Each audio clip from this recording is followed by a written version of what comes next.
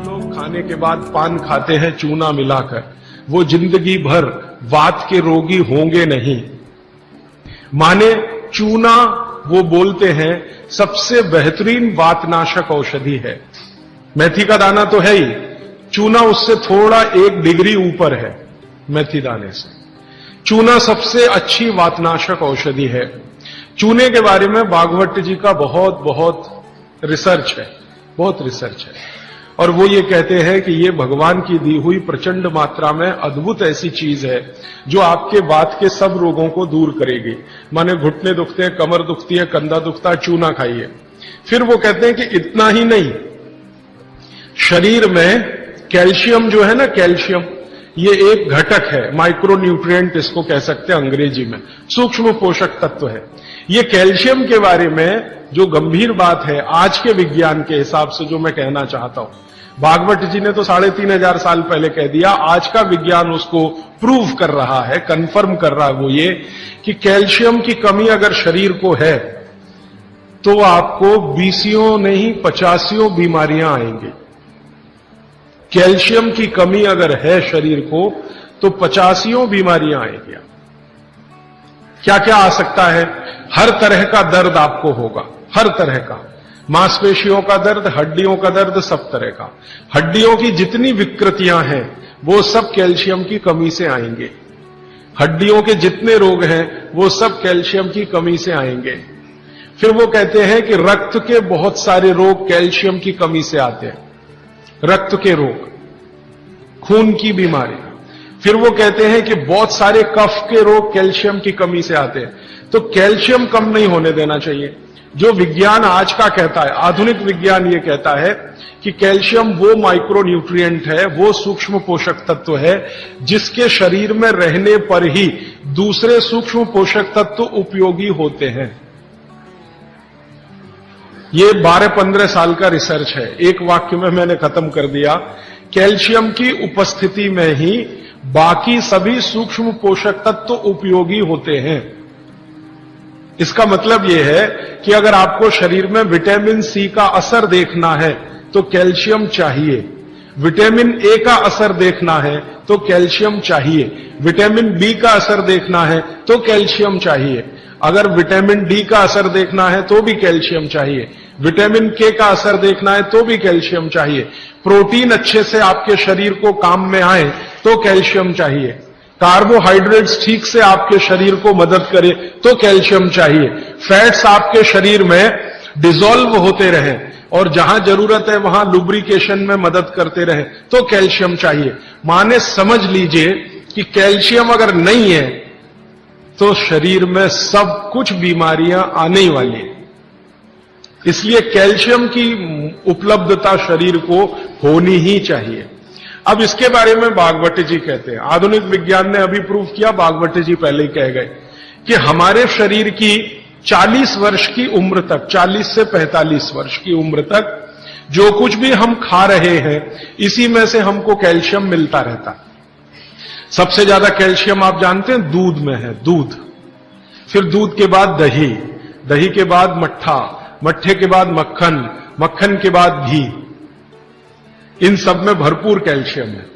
फिर आपने खाया संतरा, मौसम्मी, नारंगी, अंगूर, द्राक्ष, जो भी खट्टे फल, आम वगैरह वगैरह, सब में कैल्शियम भरपूर मात्रा में है। फिर सबसे ज्यादा कैल्शियम फलों में माना जाता केले में है। केला भरपूर खाना चाहिए क्योंकि कैल्शियम का सबसे बड़ा भंडार है और आसानी से हजम होता है। तो ऐसे जो फल हैं इनका जो कैल्शियम है ये 40-45 साल तक हमें आसानी से मिलता रहता है, क्योंकि शरीर की जो बायोकेमिस्ट्री है 40-45 साल तक एकदम दुरुस्त और तंदुरुस्त रहती है। जठर अग्नि भी तीव्र रहती है, बाकी सब फंक्शन ठीक है।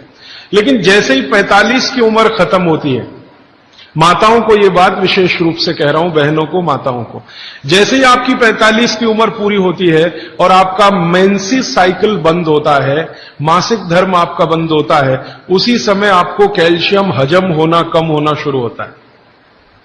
आप कितना भी ये सब चीजें खाएं, केला भी खाएं, ये भी खाएं, लेकिन कैल्शियम उतना पूर्ति नहीं करता, क्योंकि कैल्शियम को शरीर में डाइजेस्ट कराने वाला जो हार्मोन है वो तभी तक आपको है जब तक आपकी मासिक चक्र की शुरुआत है। मासिक चक्र बंद होते ही ये हार्मोन कम होता है। आप जानते हैं कई हार्मोन्स कम हो जाते हैं, तो कैल्शियम डाइजेस्ट होना बहुत मुश्किल होता है। तब आपको जरूरत पड़ती है कि बाहर से कैल्शियम लें। इसलिए सब माताएं इस बात को ध्यान दें और इसको गांठ बांध लें कि 45 की उम्र होते ही चूना खाएं, क्योंकि अतिरिक्त बाहर से कैल्शियम उसी से मिलेगा। चूना जरूर खाएं आप सबके लिए, और आपको भी है चूना खाएं, क्योंकि आपकी उम्र भी 45 की जब पूरी होगी तो ये जो कैल्शियम है वो आपके लिए पर्याप्त नहीं है, जो फलों से और सब्जियों से आ रहा है, कुछ अतिरिक्त चाहिए। और चूंकि बाकी सब माइक्रो न्यूट्रिएंट्स कैल्शियम की उपस्थिति में ही काम आएंगे, इसलिए इस पर ध्यान दीजिए। तो शायद इसलिए इस देश में एक परंपरा विकसित हुई है पान खाने की। ये पान खाने की परंपरा बहुत वैज्ञानिक है, बहुत ही वैज्ञानिक। जिसने भी शुरू की वो बागवट का पक्का चेला रहा होगा, बहुत समझकर उसने ये शुरू की। और ये अद्भुत है। अद्भुत मैं इसलिए कह रहा हूं कि भारत की सब जातियों में उत्तर से दक्षिण, पूरब से पश्चिम ये परंपरा है। कहीं भी चले जाओ, आप सिक्किम में चले जाओ, अरुणाचल में चले जाओ, वो भी पान खाते हैं। और आप धुर दक्षिण में आ जाओ तो यहां भी है, उत्तर में चले जाओ, कहीं भी चले जाओ। तो ये पान खाना भारतीय सभ्यता का एक बहुत महत्वपूर्ण अंग है जो स्वास्थ्य से जुड़ा हुआ है। बस ध्यान इतना ही रखिए कि पान जो है चूने का ही खाना है। पान जो है चूने का ही खाना है। पान कभी भी कत्थे वाला ना खाएं, क्योंकि कत्था आपके लिए उतना उपयोगी नहीं है।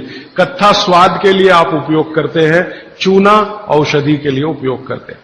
ये बात मैं एक बार पहले भी कह चुका हूं, आज फिर से इसलिए कह रहा हूं कि कुछ नए चेहरे मैं देख रहा हूं। तो आपके रसोई में मेथी दाना हो गया, चूना हो गया, पान हो गया, फिर पान के बाद आपको जीरा, हींग वगैरह वगैरह, अजवाइन, ये सब हो गई। ऐसी कुल 108 औषधियां हैं। गरीब से गरीब आदमी की रसोई में ये औषधियां हैं, इनका भरपूर उपयोग करिए। एक औषधि के बारे में बागवट जी कहते हैं और भी महत्व की है, दालचीनी। दालचीनी के बारे में बागवट जी कह रहे हैं कि वायु के जितने भी प्रकोप हैं, जैसे दमा, अस्थमा, ये वायु की बीमारियां, अस्थमा, दमा, वात की बीमारियां वायु की, तो इनको खत्म करने में या समाप्त करने में या इन बीमारियों को ठीक करने में बड़ी मदद करता है दालचीनी। और दालचीनी के बारे में बागवट जी कहते हैं कि ये दमा, अस्थमा, इनको तो खत्म करेगा ही, वात के सब रोगों को खत्म करेगा, कफ के रोगों को भी खत्म करता है। कफ के रोग आप समझते हैं, खांसी है, सर्दी है, जुकाम है, मोटापा है, वजन बढ़ना, ये सब कफ के रोग हैं। तो इनमें भी दमा जैसी बीमारियों जितना असर है दमा पे, उतना ही इस पर भी है, कफ की। तो दालचीनी का भी उपयोग आप कर सकते हैं आपकी बीमारी के हिसाब से। दालचीनी आप सब जानते हैं, आसानी से आपको पहचान में भी आती है। बस उसका उपयोग करते समय ध्यान रखें कि ये ज्यादा उपयोगी है पाउडर के रूप में। कई बार मैंने देखा है भोजन बनाते समय हम दालचीनी का पत्ता डाल देते हैं या उसकी वो जो छाल जैसी है वो डाल, वो उतना उपयोग नहीं आता जितना पाउडर करके वो उपयोग में आता है। और दालचीनी के बारे में बागवती जी कहते हैं कि इसको अगर उपयोग कर रहे हैं तो आप गुड़ के साथ इसको खूब घिसिए, रगड़िए, ऐसे ऐसे ऐसे ऐसे खूब अच्छे से गुड़ मिले, फिर खाइए, फिर पीछे से थोड़ा गर्म पानी पीजिए, अद्भुत परिणाम। और अगर आप शहद ले सकते हैं तो शहद के साथ तो इसका मर्दन, मर्दन एक शब्द उन्होंने इस्तेमाल किया, मर्दन माने घिसना, रगड़ना। तो वो कहते हैं कि खूब रगड़ करके, मर्दन करके शहद में ऐसे ऐसे ऐसे ऐसे 5-7 मिनट, फिर चाटिए और थोड़ा हल्का गुनगुना पानी पीजिए, तो आपके शरीर के कम से कम तो 50 रोग ये अकेला दालचीनी खत्म कर देगा, कम से कम 50। कफ के रोग और वात के रोग,